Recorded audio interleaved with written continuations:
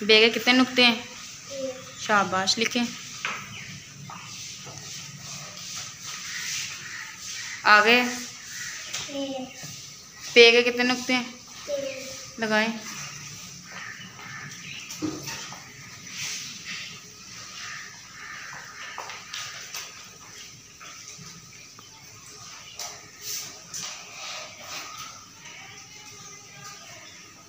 شاباش۔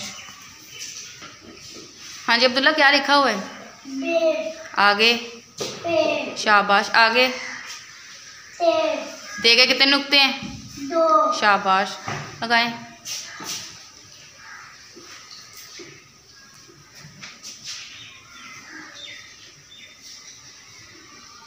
شاباش۔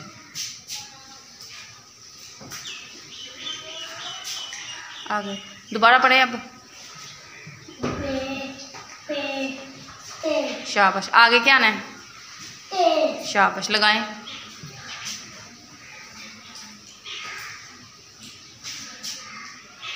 شاباش، آگے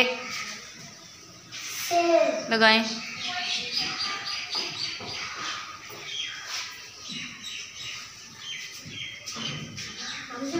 ہاں جی۔